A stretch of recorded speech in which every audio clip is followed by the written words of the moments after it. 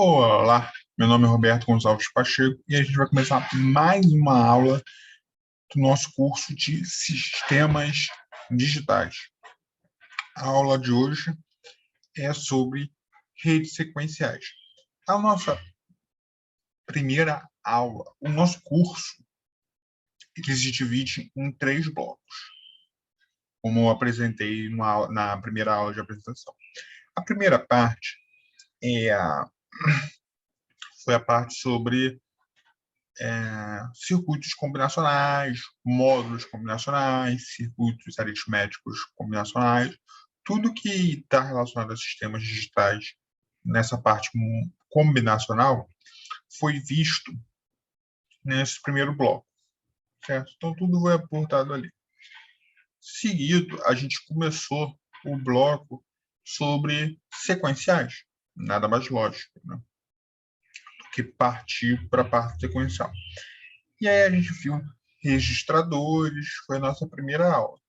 Em tudo, no entanto, eu senti uma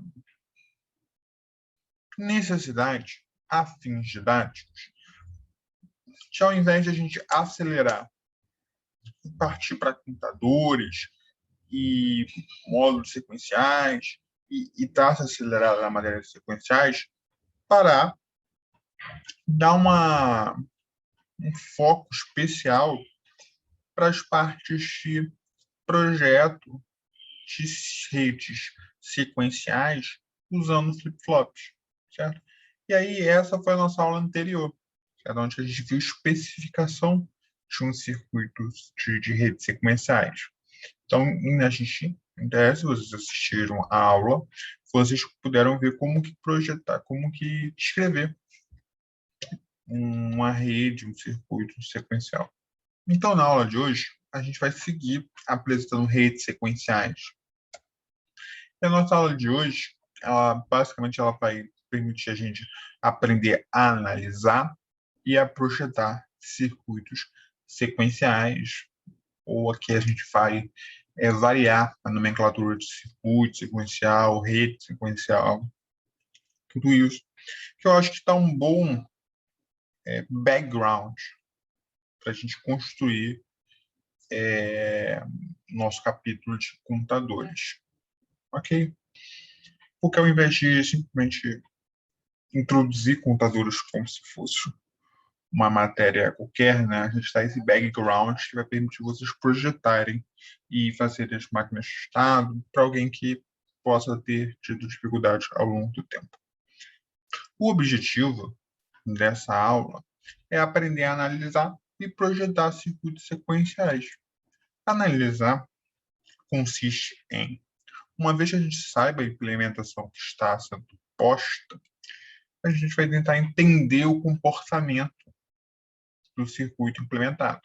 Então, a gente vai querer determinar uma tabela de transição de estados a partir de um circuito que já está implementado. Você tem o circuito, tanto a rede, como a gente viu na aula passada, como que é uma forma geral de um circuito sequencial, tanto a rede combinacional, a sequencial para armazenar os estados, e a rede combinacional de saída, né? Tudo isso a gente viu.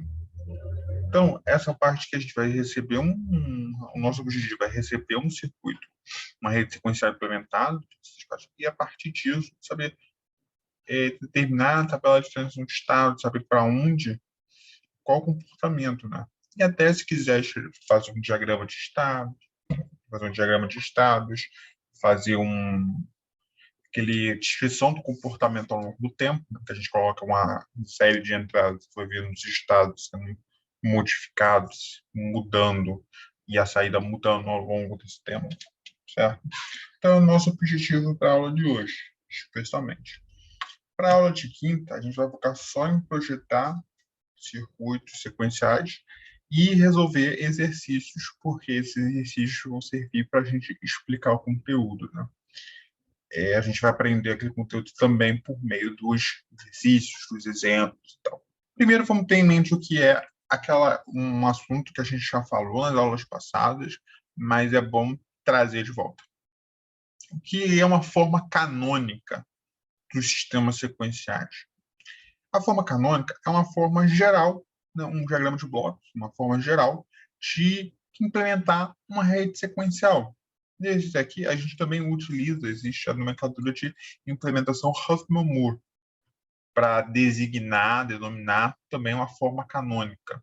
Mas a gente sempre vai falar aqui sobre implementação canônica e vamos entender o que é isso, né? Como que é essa implementação geral de redes sequenciais. Anteriormente, a gente viu que um circuito sequencial ele é composto de um conjunto de entradas, ou, em outras palavras, para a gente descrever completamente um circuito sequencial, a gente tem que ser capaz de descrever os conjuntos de entradas, como que eles variam, como que se comporta essa entrada, o conjunto de saídas, quantas saídas tem e tal. Um conjunto de estados, que aquele circuito armazena, quantidade de estados, que tipo de estados e tal. E as funções de transição, certo? Que vai delimitar essa mudança de estados e uma função de saída que vai determinar a saída da sua rede sequencial. E aí a gente viu o que é uma máquina de Moore, o que é uma máquina de Mealy. A máquina de Mealy, a função de saída depende do estado, depende do estado dual e da entrada dual. Já a máquina de Moore, ela só depende do estado. Então a gente viu tudo isso, certo? Aqui a gente vai tentar aprofundar esses conhecimentos. O primeiro passo é que a gente relembrando, né, que uma função de transição de estado ela pode ser expressa, né, ela pode ser definida da seguinte forma: ST1, que é o estado posterior, é uma função do estado atual e da entrada atual. Como a gente falou anteriormente, no circuito sequencial, a característica dele, diferentemente do circuito combinacional, é a parte de armazenar informação, né? Uma parte de memória, armazenamento de estados, certo? Então, a saída naquele ponto não depende só da entrada no instante T. A saída do instante T não depende da entrada do instante T. Depende da entrada do instante T e de uma quantidade de informações anteriores, de informações passadas. Certo? Essa quantidade de informações passadas, elas se traduzem a partir de um estado atual do seu circuito sequencial. E aqui, essa função de transição define que o estado futuro é uma função do estado passado e da entrada atual, certo? Do estado atual e da entrada atual. Já a função de saída é uma função do estado atual e da entrada atual. Claro que aqui a gente está considerando uma máquina Mealy, certo? Porque a gente está considerando o estado e a entrada. Mas aqui, a gente está sempre partindo que essa máquina de Mealy é o processo mais geral e a máquina de Moore é uma especificidade, né? Uma particularização da máquina de Mealy. Ok? Isso aí só são detalhes para a gente se atentar. Aqui a gente nota que eu coloquei aqui essa setinha de máquina de Mealy para permitir os alunos sempre relembrar, né? Quanto mais relembrar, melhor, para ficar natural. Se fosse máquina de Moore, olha como seria a diferença. Certo? E que a gente vai tentar entender essa forma canônica. O que é? Cara, forma canônica é só mostrar uma forma mais geral possível para descrever os circuitos sequenciais. Por exemplo, todo circuito sequencial vai ter uma rede combinacional, certo? E um registrador de estado. E todo circuito combinacional vai produzir um estado atual que vai ser realimentado na rede combinacional, certo? Então é isso. O interessante é que a entrada atual ela passa pela rede combinacional e gera o próximo estado. Então, vamos tentar aqui colocar na nossa cabeça, tentar lembrar desse detalhe. O próximo estado ele é definido a partir da reação da rede combinacional à sua entrada atual, certo? Em outras palavras, Em outras palavras, a rede combinacional é a responsável por gerar o próximo estado usando as informações da entrada atual e do estado atual, certo?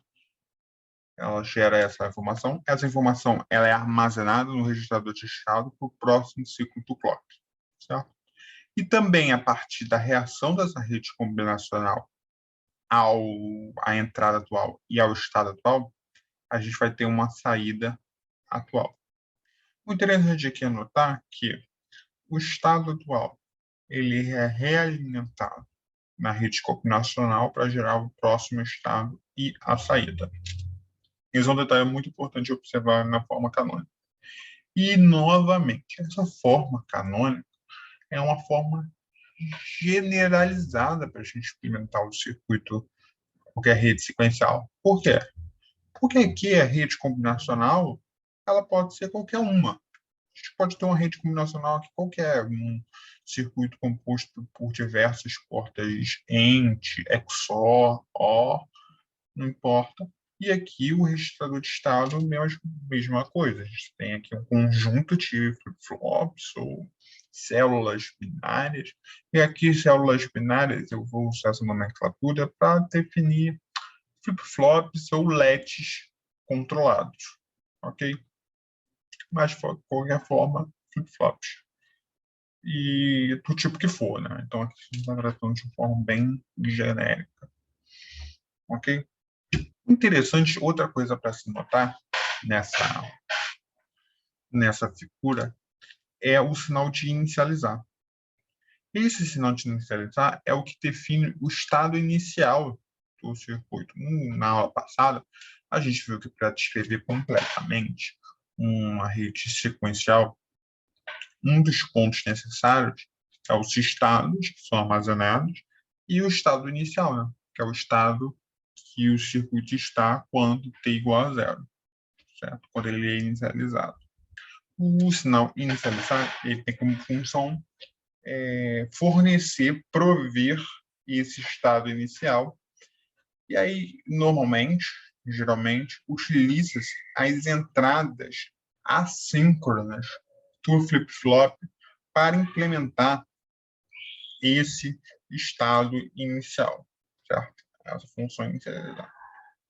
Então, como a gente pode ver anteriormente, a forma canônica é constituída por um registrador de estado, quando a gente pode ver aqui, que ele armazena os estados atuais, uma rede combinacional, estamos mostrando aqui, para implementar tanto as funções de entrada, ou seja, as funções que vão prover o estado, o próximo estado ao registrador de estado, quanto as funções de saída, é feito por uma rede combinacional. Além disso, a gente pode notar que na nossa figura também tem uma entrada de inicializar, que define o estado inicial do sistema sequencial. Aqui a gente sempre nota como S no instante zero, obrigando o sistema a ir para esse estado quando for inicializado. É o estado inicial. E aí a gente já falou aqui, utiliza essas entradas assíncronas dos flip-flops que a gente vai também falar. É impossível deixar de falar. Ao longo da nossa aula. Aqui, de novo, relembrando que toda máquina, toda rede sequencial, ela pode ser classificada em máquina de Mealy ou máquina de Moore, em função de quais sinais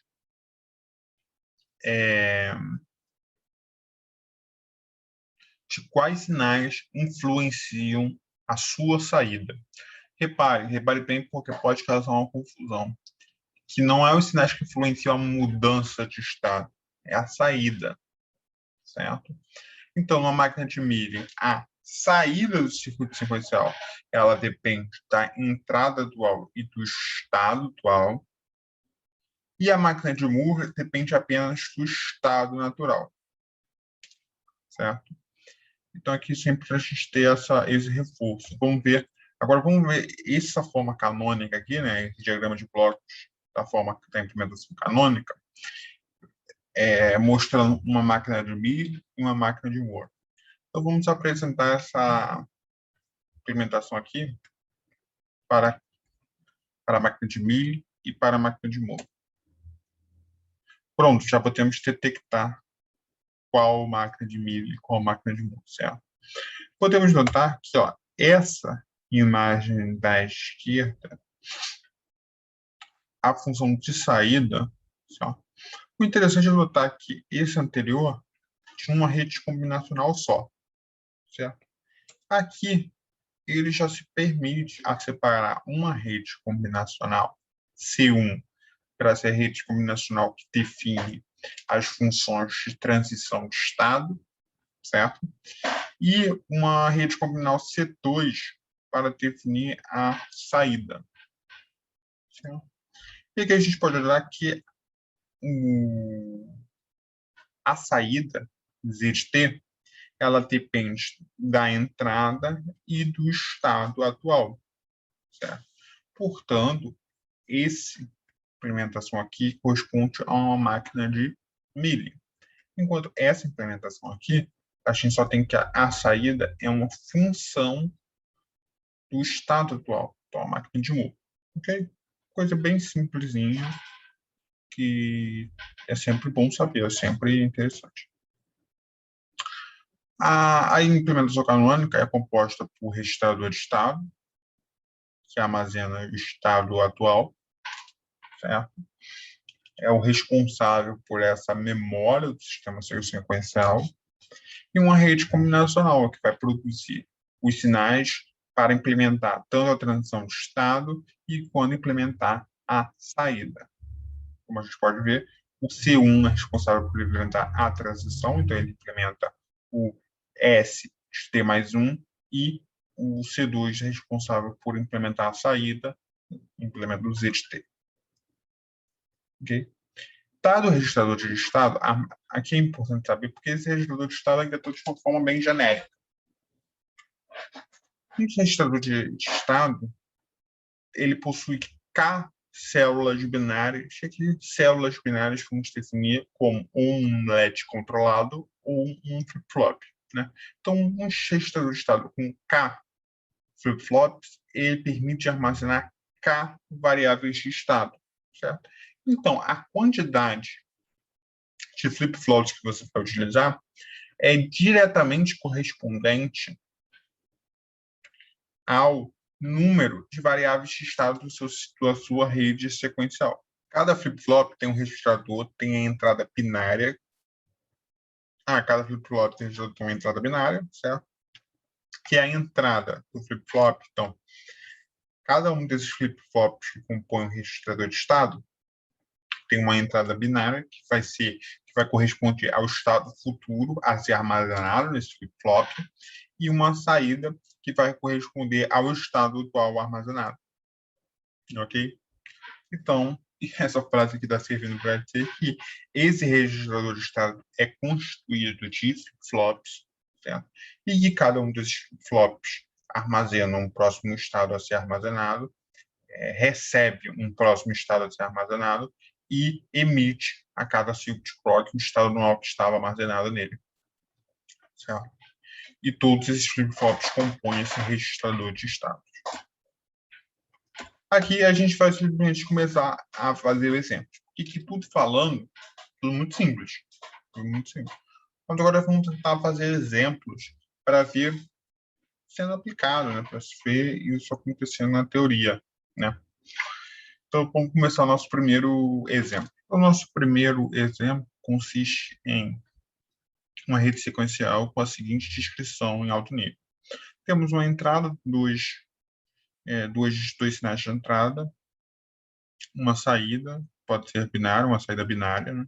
E 4 estados possíveis, sendo que o estado inicial todos são inicializados com 0.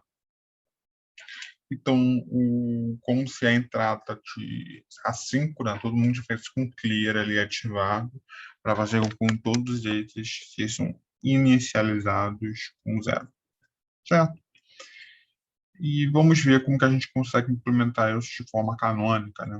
Uma vez que aqui, falta que a função de transição e a função de saída.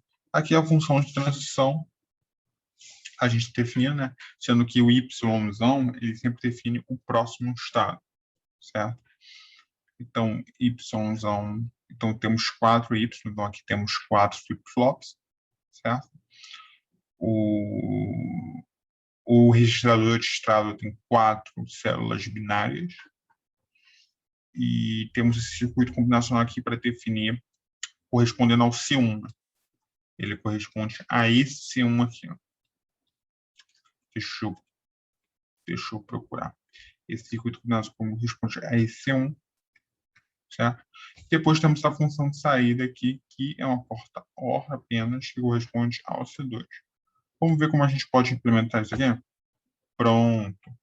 Temos uma rede combinacional, que ela vai receber o x0 e o x1, e ela recebe os estados atuais, certo? E produz o y1, y2, y3. Vamos notar aqui que o y3 e o y2, eles são funções das entradas x0 e x1 e dos estados atuais, certo?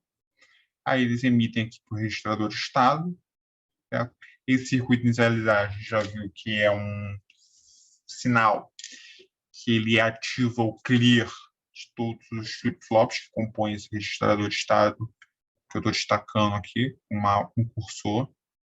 Certo? E o nosso rede combinacional de saída é apenas uma porta OR, que ela recebe todos esses estados e provê a saída, certo? Vamos fazer a primeira questão aqui. O que vocês acham? Isso aqui é uma máquina de milha ou uma máquina de Moore? Pausa o vídeo e agora tenta responder por conta própria, que eu responderia a seguir. Se trata de uma máquina de Moore. Por quê, professor? Porque, veja bem, essa saída está dependendo apenas dos sinais advindos do registrador de estado. Então, os seus sinais que determinam a saída do sistema, correspondem às variáveis dos estados atuais. Não tem nada a ver com a variável de entrada. E a gente viu que isso é claramente uma característica que determina uma máquina de Moore. Ok? Agora a gente vai começar a explorar esse elemento aqui do circuito da rede sequencial, o elemento do registrador de estado. Certo? E para a gente explorar esse elemento, a gente vai primeiro explorar um LED controlado. Certo? Que é o tipo mais básico de célula binária. E também vamos verificar os atrasos reais, os parâmetros de tempo nas redes sequenciais, primeiramente do clock, né? Então, esse é o primeiro elemento que a gente vai falar. Até agora, o nosso sinal de clock, ou sinal do relógio, ele se tratava de um pulso com largura zero, então era um pulso instantâneo, e que os flip-flops também reagiam de forma instantânea. Tá? Assim que o clock faz a sua transição, a gente viu até agora que os flip-flops também fazem a sua transição de forma instantânea. Só que isso não corresponde à realidade, certo? Por quê? Porque na prática, o pulso do clock ele tem uma largura finita.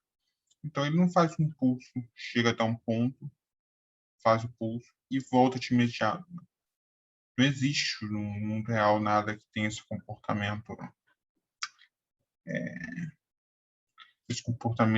imediato. Vocês em circuitos elétricos vão ver essas características que nenhum componente eletrônico elétrico tem a característica de fazer transições imediatas. Então, ele tem uma certa largura finita e que eles ocorrem a cada período de tempo, certo? Em outras palavras, o pulso tem um tempo para realizar a transição de 0 para 1 e de 1 para 0. Então, vamos ver as características de um sinal de clock. Primeiro, período. Depois, a largura do sinal de clock. Então, como visto anteriormente, o sinal de clock tem duas características principais. O período de clock, que é quando o período para ocorrer uma transição, e aqui olhando para uma transição positiva ou uma transição negativa, então o período de clock define a quantidade de tempo para ocorrer entre transições positivas ou entre transições negativas, certo? E outra característica é a largura finita desse pulso, T ômega, TW, certo? Vamos ver isso no tempo, né, com uma figura. Olha, o período ele compreende esse espaço de tempo, né? Esse espaço de tempo é uma expressão curiosa, mas esse período de tempo aqui, no qual ocorre a entre transições positivas, certo? Que vai para de 0 a 1. Já a largura de pulso do clock, nessa largura de pulso, TW, ela corresponde ao tempo de a transição positiva voltar a ser a fazer uma transição positiva ou uma transição negativa, né? É esse tempo de ir de 0 para 1, permanecer em 1 e voltar de 1 para 0, certo? Tempo dessa onda quadrada aqui. Ok? Porque a gente viu que o clock ele não se comporta de forma imediata, certo? Que ele vem, faz a transição e no mesmo instante ele faz a transição inversa. Na prática não é assim. Então esse sinal de clock ele tem essas duas características, né? Ele tem esses dois parâmetros, né? Essas duas características no tempo. Então, se nos slides anteriores a gente se aproximou de uma característica mais reais, né, o sinal de clock mais próximo da realidade, agora a gente vai tentar começar a abordar as características reais de uma célula binária, certo? Para que, após essa conversa, a gente possa também avaliar as características, os parâmetros de tempo em uma rede sequencial, certo? Mas primeiro a gente tem que parar e avaliar os parâmetros de tempo, as características de desempenho ao longo do tempo de célula binária. Primeiro que a gente vai começar com um LED controlado, a gente passa por um flip-flop e em seguida a gente passa para uma rede sequencial, certo? Então, a célula binária mais simples é o LED controlado, que corresponde nessa configuração, certo? Aqui é um LED feito com portas NOR, como pode ser visto, e essas duas portas aqui servem para controlar, certo? Então, quando é igual a 0, eu desabilito essa porta, e quando é igual a 1, eu habilito essa porta, certo? Então, é isso que a gente vê. Então, o funcionamento desse LED corresponde da seguinte forma. A entrada é feita por esse sinal T e o sinal de controle é esse sinal E de Enable. E a saída é aqui. Nota-se que a saída aqui segue o valor da entrada D quando é igual a 1. Então, se é igual a 1, essa saída aqui ela repete o valor da entrada. Então, a gente pode falar que Q de T mais TP, que é um atraso de propagação causado pelas portas lógicas, é igual ao dado de entrada, quando é igual a 1. Certo? No entanto, quando é igual a 0, não muda. Esse Q, próximo Q, é igual ao Q que já estava antes, né? Ao estado anterior. Certo? Então, a gente pode escrever que o funcionamento do LED controlado ele é definido da seguinte forma. Quando é igual a 1, o E complemento é igual a 0, então essa parte aqui some. Então, o E é igual a 1, o Q, próximo Q, é um dado de entrada atual, certo? Agora, se o E é igual a 0, essa aqui some, esse aqui se torna 1, e então o Q, no próximo Q, permanece igual ao Q atual, certo? E o TP é o atraso de propagação do LED controlado causado por essas portas, certo? Aqui a gente pode representar o LED controlado como um módulo, certo? Um módulo que tem duas entradas, sendo uma entrada de dados D e uma entrada de sinal de controle E, de enable, e uma saída aqui. Então, como a gente viu anteriormente. Tá? Esse é o comportamento. Agora vamos ver o comportamento ao longo do tempo, que é isso que é interessante para a gente aqui. O LED controlado, vocês já sabem algum tempo já, né? Do funcionamento, de como a tabela verdade, de como construir, né? De como implementar um LED controlado. Ou um LED somente, ou um LED controlado. Agora a gente vai ver o comportamento ao longo do tempo, certo? Então repara, primeiro a gente vamos dar aquela ideia anterior. Vamos voltar para o funcionamento do LED. Quando o enable igual a 1, repete o D com um certo atraso, certo? Com enable igual a 0, eu não modifico, permanece o que eu tinha, certo? Então vamos ver o seguinte. E igual a 0, permanece o que eu tinha, que era o sinal de inicialização 0. Ok? Tá. E mudou para 1, então vou repetir o sinal de D. Só que aí eu levo um tempo de propagação D, certo? Então, se aqui é 1, aqui eu levo esse atraso aqui, a taxa de propagação TP, para colocar 1 aqui. E aí eu sigo repetindo aqui, ó, para toda a extensão do enable. Aí o enable vai para 0, eu continuo repetindo D. Continuo repetindo D. E eu sempre repeti o D, a não ser que o enable volta para 1, certo? Então eu levo mais um TP para repetir o sinal do D. Então veio para 0, certo? E olha que legal aqui.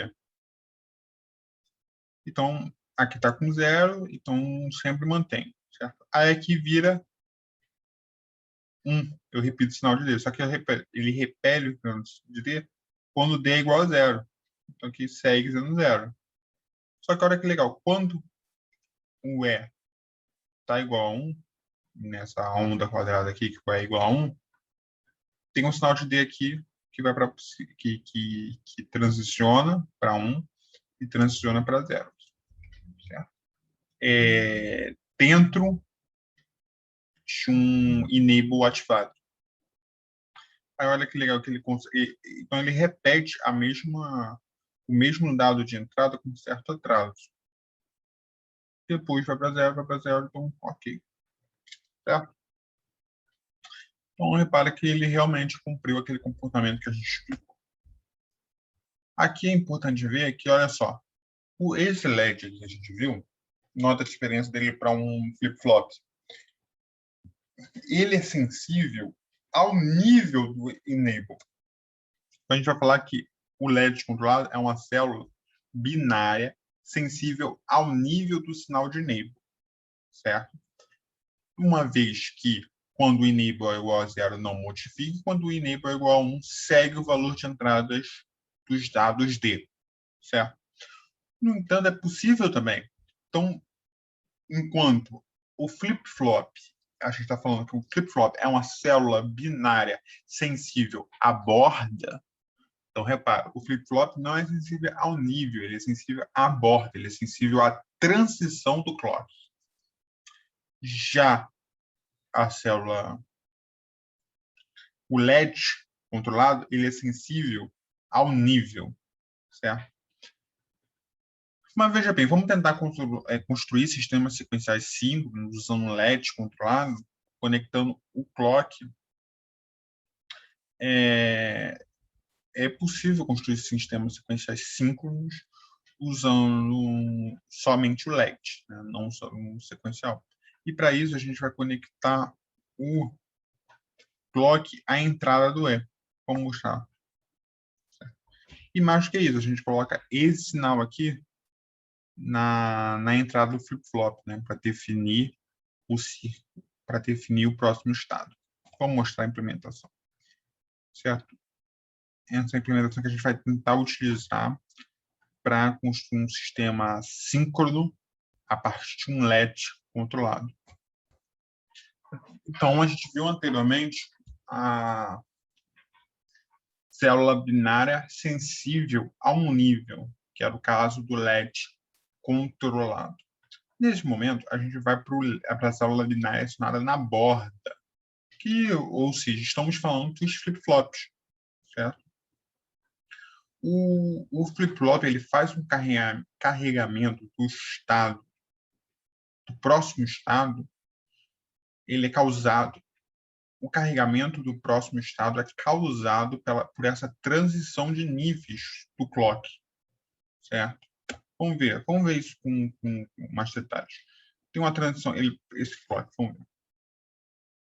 Essa transição do clock aqui é o que é responsável por avisar ao flip-flop para que ele armazene o dado que está inserindo na sua entrada, que no nosso caso aqui no sistema sequencial, que a gente está vendo, esse dado de entrada corresponde ao próximo estado. Então, o carregamento do próximo estado nada mais ocorre quando há essa transição do clock. E essa transição pode ser uma transição positiva, quando a transição acionadora é a borda do pulso de 0 a 1, e essa transição é negativa quando a transição ocorre de 1 para 0.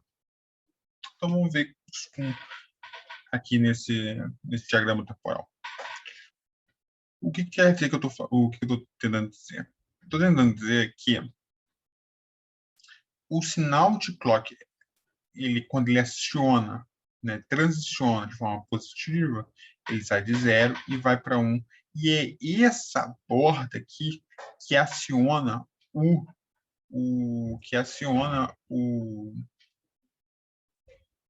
o carregamento do próximo estado, certo? Então, você vai ter a transição. Essa transição vai fazer com que carregue esse próximo estado aqui, que leva um TP para ser carregado. Tem um atraso de propagação do próprio flip-flop. Então, nota que esse é o próximo estado. Certo? Acionou, leva um tempo de atraso, e esse dado aqui carregado é carregado no Y, na saída. Certo? Interessante. Isso acontece também na porta, com a transição negativa. Certo? Mas isso aqui a gente está lidando com flip-flop. Mas agora a gente vai ver que é possível implementar essa configuração de um circuito sensível à borda usando LEDs controlados que vimos anteriormente. Para fazer isso, utiliza-se a configuração de mestre e escravo, que a gente vai apresentar a seguir. A configuração de mestre e escravo consiste em utilizar dois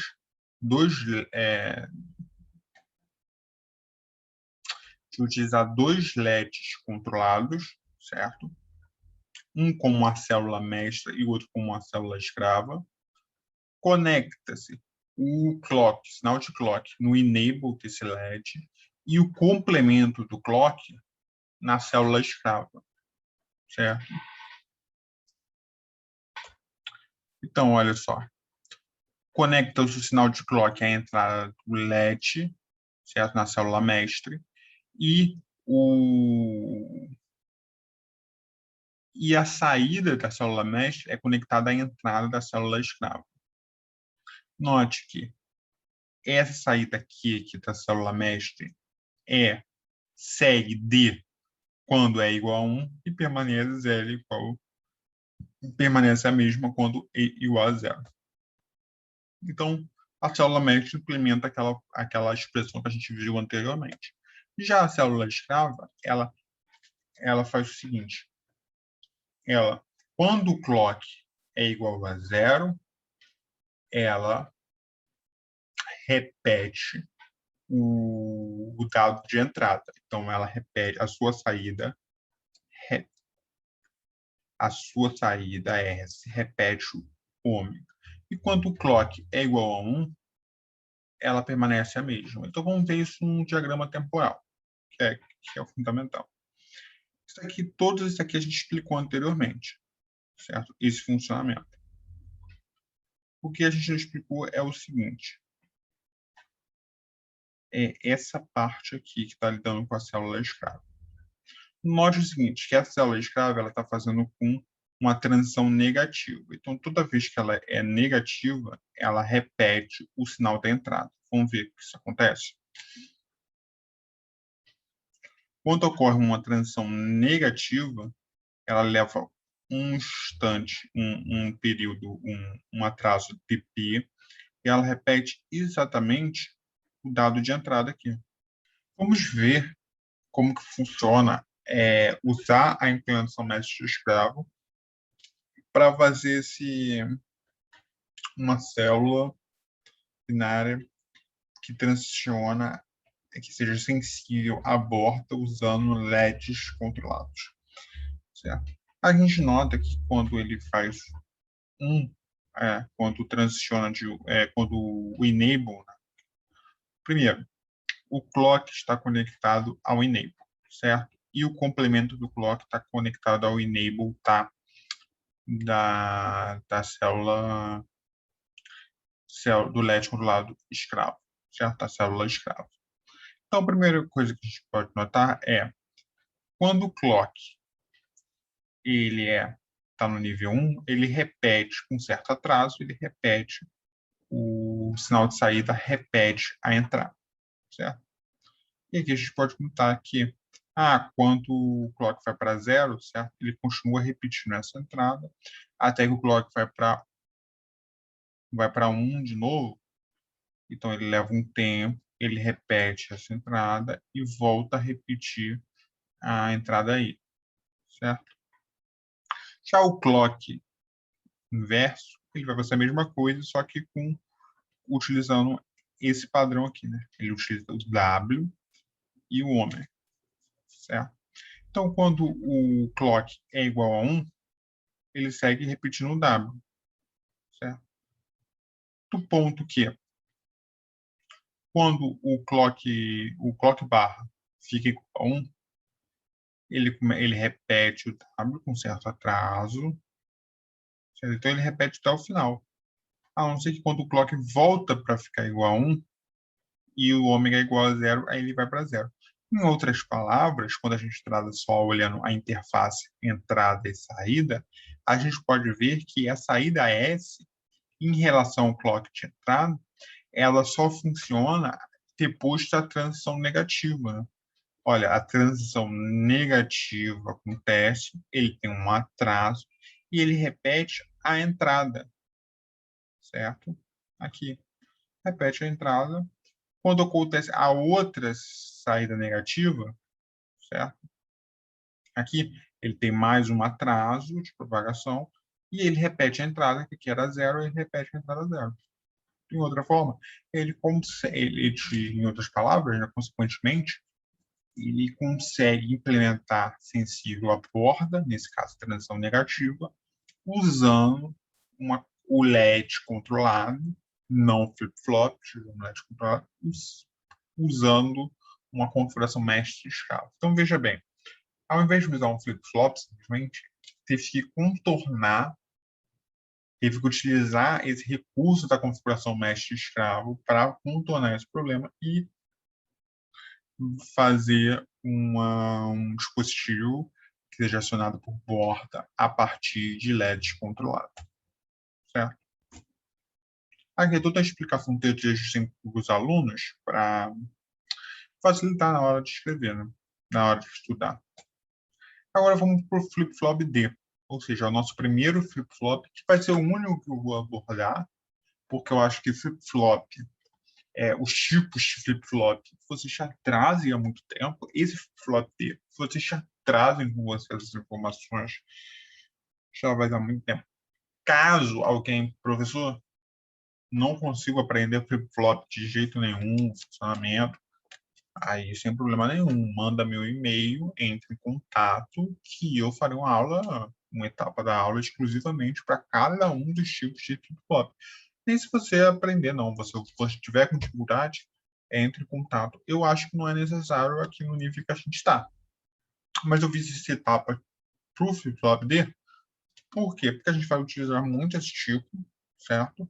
E porque eu queria falar das entradas assim, certo? Então, eu quis colocar esse detalhe aqui para introduzir essa parte das entradas assim. Esse é o flip-flop D. Então, ele tem uma entrada síncrona, né? Uma entrada de dados, D, o sinal de clock, que ele é síncrono, que é o sinal de clock, essa transição do sinal de clock é o que vai fazer um sinal para carregar os dados de entrada no flip-flop. E tem duas saídas aqui, que é uma saída Q e uma saída Q barrado, que é o complemento de Q. Okay? Além disso, há outras duas entradas adicionais.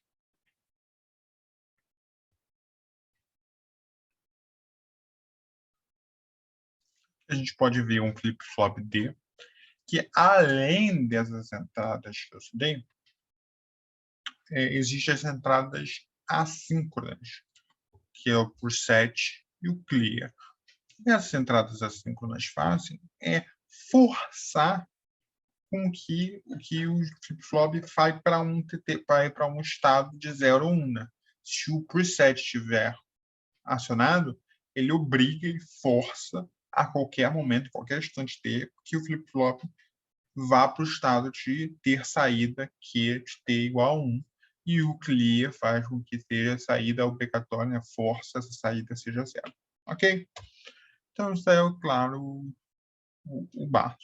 A novidade pode ser que essas entradas sejam responsáveis por fazer aquele processo de inicialização que a gente falou lá no início sobre implementação canônica e tal.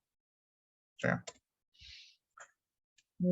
Aqui eu coloquei uma função de transição do FFD, certo? Ou seja, o próximo estado no flip-flop D, ele repete os dados de entrada, certo?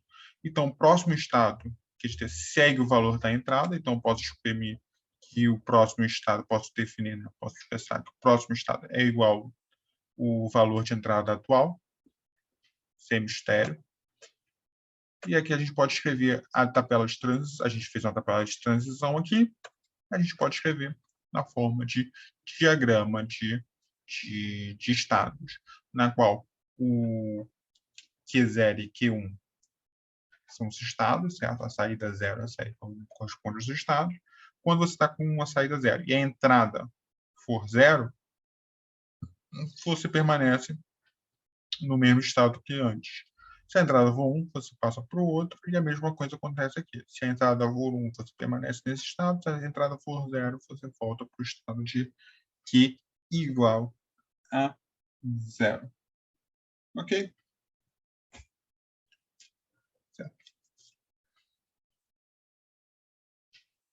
Aqui a gente faz a observação de que as entradas assim mais fácil com que o flip-flop ele seja forçado para o estado de Q igual a 1 ou no estado de Q igual a 0, certo? De forma assíncrona, então independe do sinal de clock. E agora a gente começa, falou, olha, a gente já falou dos parâmetros de tempo do LED, a gente falou dos parâmetros de tempo do clock, que tem o pulso, o atraso de pulso, a largura do pulso, o período do clock, tudo isso. Aí a gente falou sobre todo aquele papo de LEDs controladas. Agora, agora a gente agora a gente apresentou o flip-flop, D. Agora, a gente vai falar sobre os atrasos, os parâmetros de tempo, né? Esses atrasos da célula binária, né? Do flip-flop, mais especificamente, certo? Então, aqui a gente vai considerar um flip-flop D, que é acionado por transição positiva, certo? E a gente vai ver os parâmetros de tempo que tem relacionados ao flip-flop D, certo? Ou relacionados a qualquer flip-flop. Os parâmetros de tempo são os seguintes. Então, vemos que temos aqui o clock, que tem uma largura de TW, certo? O primeiro parâmetro que a gente é o tempo de setup. Em que consiste o tempo de setup? É um intervalo entre uma variação da entrada e ela se estabilizar, é um intervalo que a entrada leva para se estabilizar e a transição do clock desejada. Então, nesse caso, nós estamos considerando uma transição positiva, então é um intervalo da estabilização da entrada para a transição da borda. Já o tempo de hold, ele corresponde ao intervalo entre essa borda, essa transição, e entre a transição da borda e a próxima variação da entrada, certo? Então, notamos aqui. Já o tempo de propagação, ele corresponde ao seguinte: é o tempo, é o atraso entre a transição da borda positiva e até o flip-flop gerar o próximo estado, né? Gerar o estado atual, sabe? Então, aqui, por exemplo, estamos considerando um flip-flop D com transição positiva. Então, aqui, ó, a entrada está como 1. Quando ele aciona a borda, é o tempo que leva para colocar a saída como 1 também, certo? Então, é isso. Esses são os 3 principais tempos. Aqui a gente coloca o tempo de setup, certo? Destacado aqui pelo cursor, é um intervalo de tempo mínimo entre a estabilização da entrada e a borda de acionamento do clock. Nesse caso, a transição positiva, a borda de transição positiva. Já o tempo de hold é o intervalo entre o tempo mínimo deste a porta de acionamento até a próxima mudança dos dados de entrada.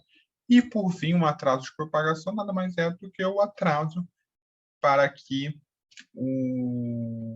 deixe a transição do clock até o estado mudar a sua saída conforme a entrada, certo? E aqui a gente ainda pode distinguir esse atraso de propagação com atraso de propagação de low para high, quando ele faz essa mudança de sinal baixo para o alto, ou o sinal de esse atraso de propagação quando ele faz essa transição de high para low. Certo? Então, anteriormente, a gente fez o quê? A gente vamos determinar esses parâmetros, esses atrasos numa célula binária. Bem, agora a gente vai dar mais um passo. Vamos determinar esses atrasos existentes numa rede sequencial. Então, a gente vai considerar os atrasos que tem naquela rede combinacional C1, a rede combinacional C2, para gerar a saída. Então, a gente vai considerar o cenário de uma rede sequencial, certo? Então, aqui a gente está vendo aqui a gente está vendo o nosso diagrama, certo? Correspondendo a uma máquina de Moore, né? Sendo a nossa implementação canônica de uma máquina de Moore.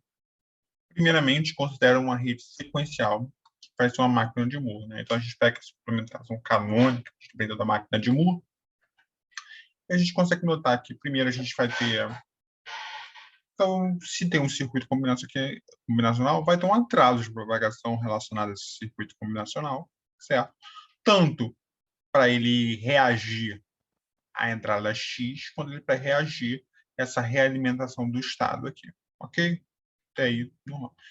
Portanto, também há uma um outro atraso de processamento, outro atraso de propagação oriundo do circuito combinacional C2, que vai gerar a saída. Aqui a gente pode notar que a saída aqui, por ser máquina de Moore, só depende é uma função dos estados, se não a função da entrada também. Certo? Então aqui a gente pode ver que na figura sequencial, ele depende, é uma rede sequencial, ele tem dois atrasos de propagação,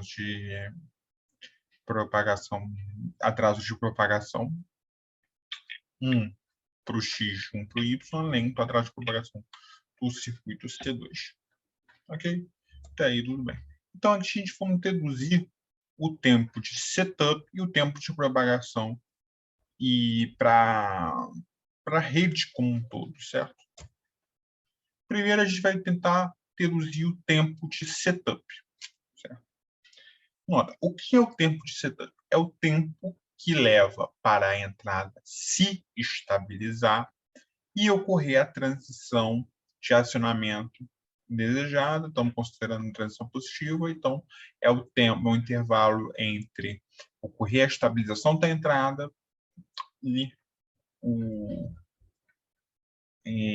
essa transição positiva, certo? Então, repara o seguinte.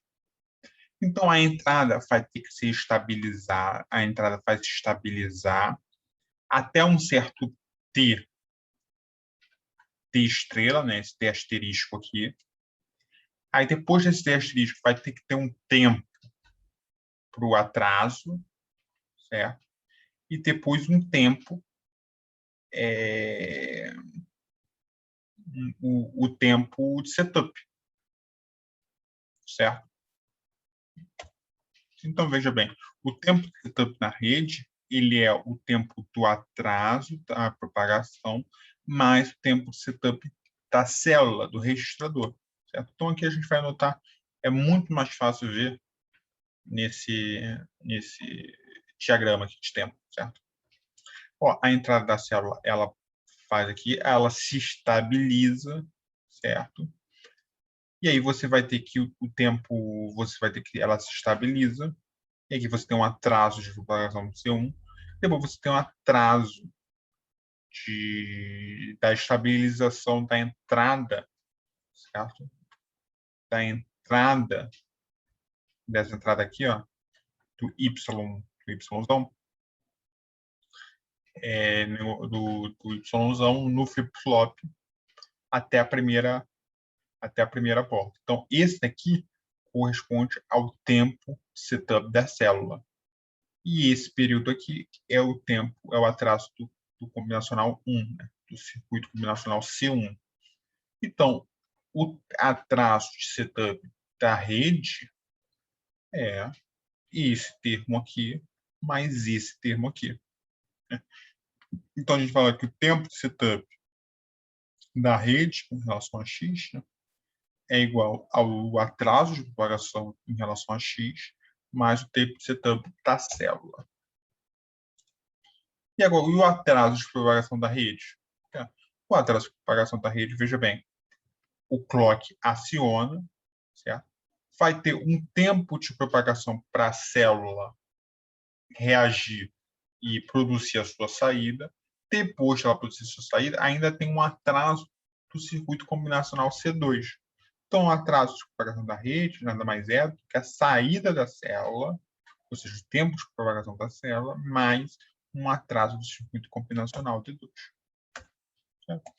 Então, a gente notou anteriormente que a gente conseguiu deduzir o tempo de propagação desse circuito aqui, né, sequencial, em termos dos atrasos do circuito combinacional e do atraso dos parâmetros de tempo da célula binária, do registrador de estado, consequentemente do flip-flop.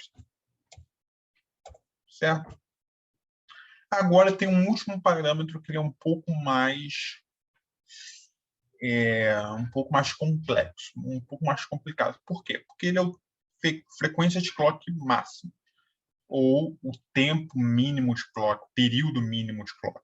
Você pode utilizar as duas nomenclaturas.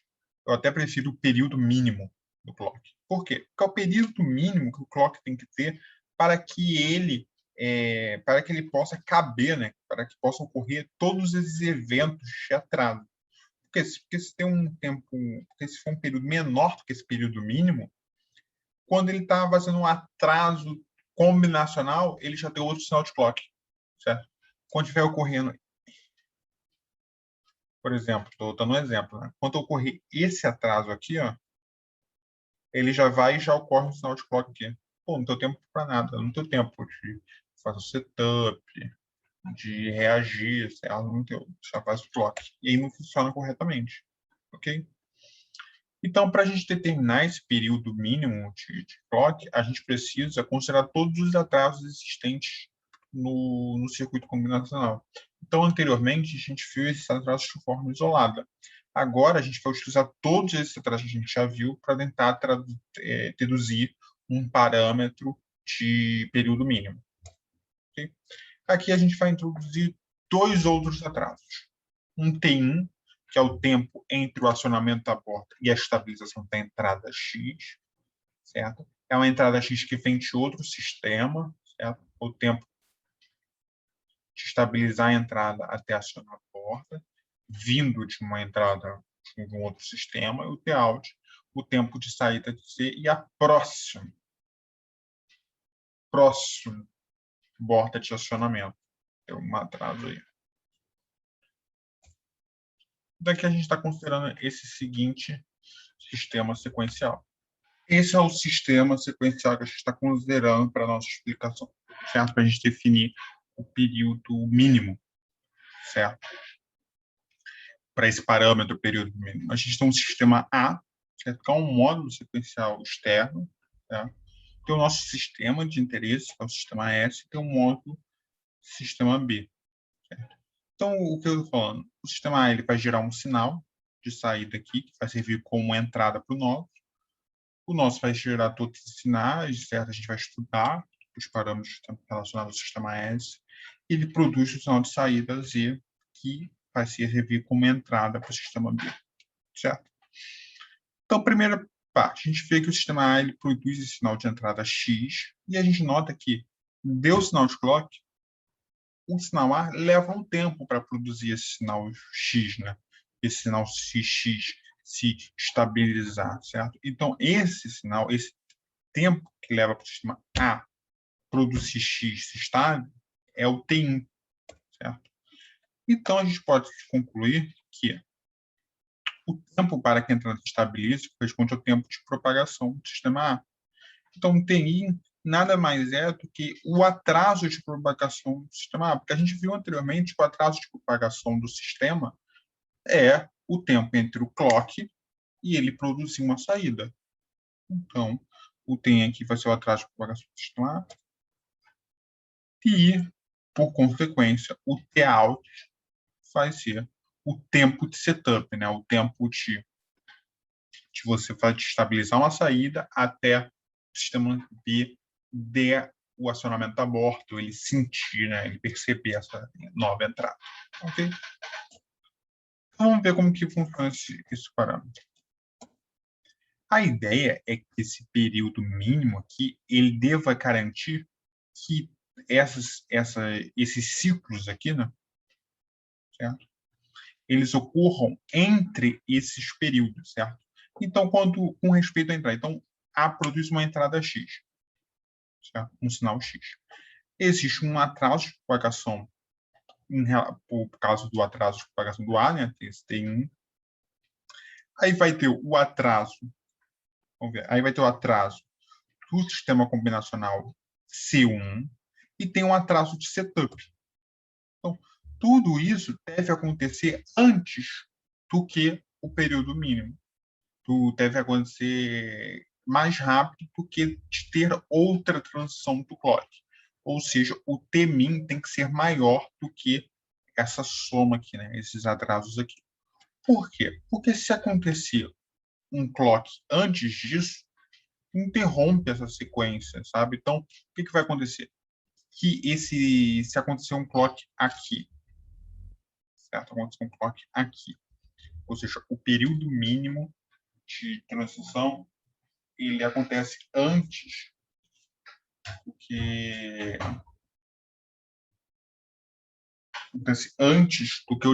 o mínimo, né? Certo? O que isso acontece?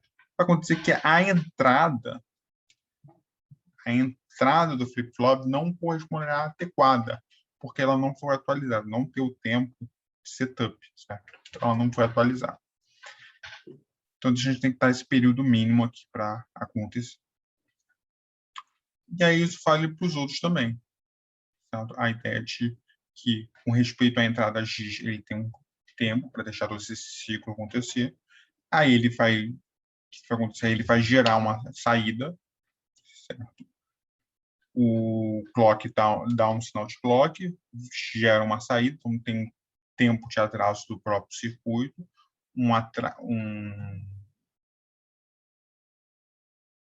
isso aqui ele está se falando daquela propagação. Deixa eu tentar mostrar aqui. Esse daqui, esse registrador, ele tem um próprio atraso de propagação, né, da célula, certo?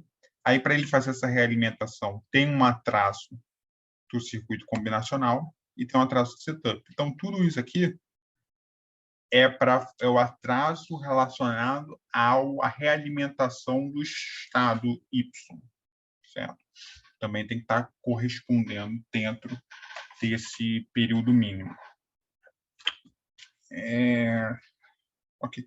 Da última vez, com respeito à saída, certo? Então, deixa eu fazer um parênteses aqui para fazer o seguinte lembrete. Eu não estou falando que todos esses ciclos eles têm que correr dentro de um mesmo período de clock. Não, certo? A ideia é que cada um desses ocorram em períodos de clock diferentes, né? Mas eles carregam no meio. Cada um desses ciclos ocorram no mesmo período de clock, mas entre eles, né, não precisa estar no mesmo período de clock, certo? Agora, com respeito à saída, temos um atraso de propagação, que é esse atraso de propagação da própria célula, e o atraso do circuito C2, certo? E depois o atraso para o sistema B, perceber, certo? Isso tudo aqui tem que ser menor do que o período mínimo, certo? Então, nota, eu tenho que garantir que esse período mínimo seja maior. Certo? Então, eu preciso garantir que o período mínimo seja maior do que o máximo desse aqui. Eu vou comparar esses três, vou pegar o maior, eu tenho que garantir que o período mínimo seja maior do que isso. Como escrever isso em linguagem matemática? Que o mínimo é igual ao máximo dos atrasos desses três ciclos aqui. Mas a gente nota que esse ter, ok, né? Tá aí um mistério, certo? Acho que vai ter novidade para ninguém. Aí a gente nota o seguinte: pô, mas se esses parâmetros, o tempo de setup da rede, o tempo de setup do Y, da rede relacionado ao Y, relacionado ao X, o tempo de propagação da rede, a gente deduziu lá atrás. Então, a gente pode escrever esses termos aqui em função dos atrasos relacionados à célula binária, ao flip-flop, e relacionados aos atrasos relacionados aos circuitos combinacionais C1 e C2. Certo? E aqui eu coloco esses slides para relembrar. Né? E o tempo de setup nada mais é do que o atraso da rede combinacional C1 no tempo de setup da célula. Isso vale para o X, vale para o Y. E o tempo de propagação da rede é o tempo de propagação da célula mais o atraso causado pelo circuito combinacional C2. Ok? E aqui a gente pode, enfim, substituir esses termos. E a gente consegue que o período mínimo é igual ao máximo desses termos aqui.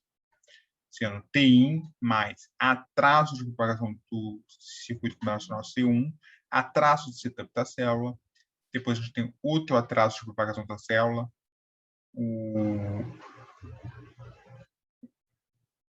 o atraso de propagação do circuito C1 em relação a Y. Aí temos aqui um atraso de setup de novo, mas aqui a gente pode se referir que esse é o atraso de setup em relação a Y e esse em relação a X. E depois tem um atraso de propagação da própria célula, atraso do circuito C2 e o tempo de saída, que é o tempo entre ele produzir a saída final e o setup do sistema B. Nesse momento, depois de ter visto toda essa descrição dos parâmetros do tempo, tanto do flip-flop, da célula binária, flip-flop, quanto das redes sequenciais, né, de toda essa descrição que fizemos agora há pouco, agora a gente vai começar a nossa análise das redes sequenciais canônicas.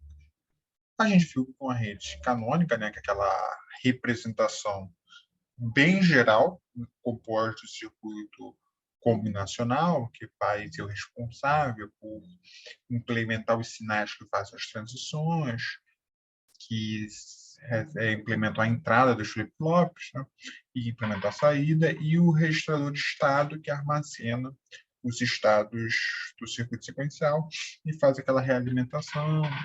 Então, a gente estudou isso. Nosso objetivo aqui, uma vez que a gente tem um circuito implementado, certo? Ou seja, a gente recebe a implementação do circuito, como que a gente vai obter a descrição, como obter a descrição daquele projeto, né, daquela rede sequencial? O que é descrição? Como saber essa entrada, descrever, como a gente aprendeu nas aulas passadas, especificação, né, completa. A entrada, saídas, os estados, quantidade de estados, escrever as funções de transição, as funções de saída. E, se necessário, a gente ainda descreve um diagrama de estado, o comportamento ao longo do tempo, enfim. Certo? Então, esse é o nosso objetivo. Receber um circuito, uma rede sequencial implementada, né, o circuito, tanto o circuito combinacional registrador, combinacional de saída, e a partir dele ver o comportamento, analisar o comportamento dessa rede sequencial já implementada. Ok? Então, vamos seguir. Então, existem procedimentos para fazer as análises das redes sequenciais. O primeiro procedimento, o primeiro passo é analisar a rede combinacional e determinar as funções de entrada, que correspondem às funções de transição de estados, as funções de entrada dos flip-flops, que essas funções de entrada dos flip-flops correspondem às transições de estado, e as funções de saída. Tá. Então, a gente vai ter, nesse passo, o resultado desse passo é que vamos ter uma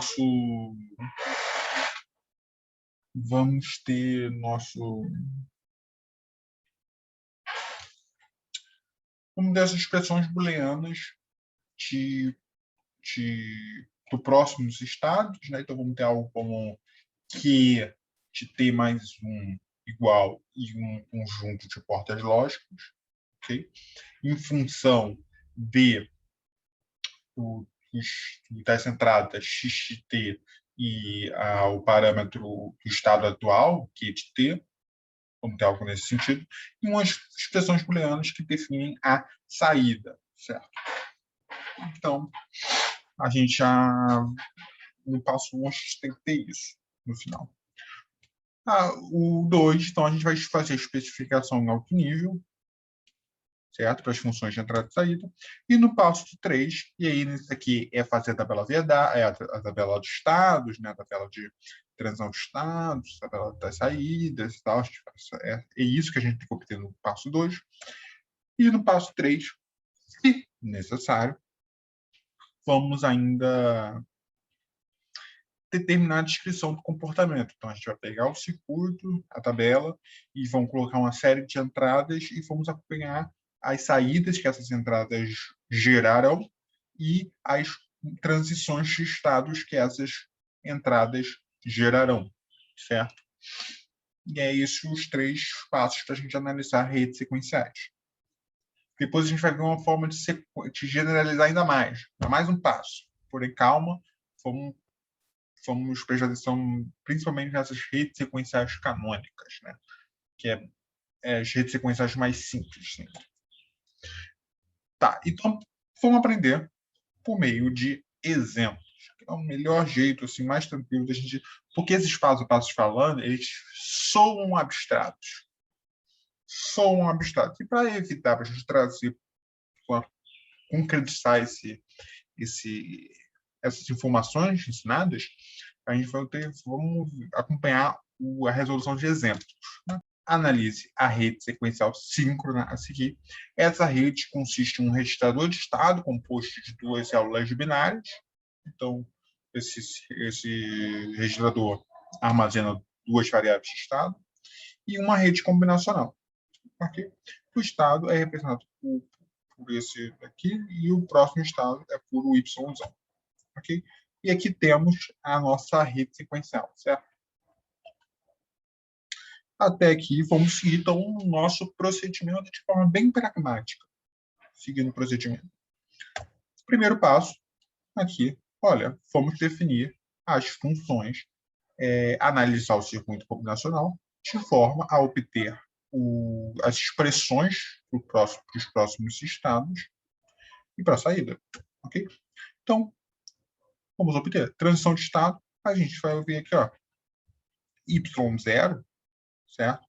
Nada mais é do que x barra end y barra or x end y0 barra. Pronto, escrevemos aqui. Temos o mesmo procedimento com y1. Pronto, já fizemos a nossa transição de estados aqui, nossa função. E, agora falta essa saída. Saída y0, z1, certo? Tranquilinho. A z1 então é y0 e a z0 é y barra. Então aqui temos expressões muito tranquilas. Professor, máquina de Moore ou máquina de Mealy? Deixa essa pergunta solta aqui e eu acho que todo mundo vai conseguir responder de forma bem tranquila. Eu deixei essa pergunta também nos slides. E aí, claro que é uma máquina de Moore, porque só depende dos estados, certo? Então, nota. A gente obteve essa expressão para a saída e essa expressão aqui para a transição dos estados, certo? Nota que eu posso simplesmente verificar, certo? O Y1 e o Y0 você consegue, né, representar as combinações, você codificar, né? 00, 01, 10, 11, certo? E você, a partir daquelas funções de transição, você vê o que acontece com x igual a 0 e x igual a 1, quando você insere, certo? Então, você vai, colocar x igual a 0. Aí você vê como que o y0 se comporta e como o y1 se comporta. Nesse caso, a gente mostrou que quando x igual a 0, y1 vai para 0, y1 fica em 1. E assim você vai fazendo, e assim você vai implementando também a saída. E aí você consegue essa tabela aqui de transição de estados, tabela de saída, e binário, de forma binária, certo? Mas, no entanto, repare, é binário, a gente está falando de uma especificação de alto nível, certo? Então, a gente vai começar a codificar esses binários aqui de forma a obter em alto nível, certo? Então, vamos colocar código para a entrada X, a gente coloca o 0, a gente representa como se fosse uma entrada A, e 1 é a entrada que está a entrada B, sabe? Mesma coisa, 00C, 01D, 0E, 11F. Faz isso para Y também, o Y a gente usa S0 para expressar estado, e aí beleza. Aqui a gente tem, então, usando os códigos anteriores, supondo que o estado inicial seja o S2, qual a descrição? A descrição é que a entrada XT ela pertence a A e B, como a gente viu anteriormente, A saída vai ser o CDF, que é aquela codificação que a gente viu. O estado, esses três aqui, e o estado inicial é o S2. E a tabela de transição, a gente substitui os estados, como a gente viu lá, e pronto. O diagrama de estados. A gente consegue desenhar o diagrama de estados. Como que funciona agora a descrição do comportamento? A gente coloca aqui uma série de entradas e fica como que se vai comportando nessa entrada. Se a gente olhar lá, se a gente colocar a entrada A, olhar no diagrama, eu estou no estado S2. Se eu coloco a entrada A, como que acontece? Eu fico em S2. Se eu coloco a entrada A de novo, eu fico em S2. Coloco a entrada B, eu vou para S1. Então, aqui, coloco a entrada B, ele foi para S1. E assim sucessivamente. Ok? Bem tranquilo, acho que não estamos dificultando muito. Eu espero que nesse exercício a gente tenha uma dificuldade a mais, que esse ponto, elevar em nível, né, nos forçar a lidar com questões mais complexas. E essas aqui é as implementações das redes combinacionais, redes sequenciais canônicas, certo? Aqui é se desejável, né? Eu vou voltando aqui, se desejável, escrever esse diagrama de estados, né? Depende de como for o seu projeto, como for a questão que está lidando, certo? Então, é isso, galera. Agradeço a presença de todos, agradeço a todos que viram o vídeo. Assim eu encerro mais uma aula do nosso curso de Sistemas Digitais e até a próxima aula, quinta-feira.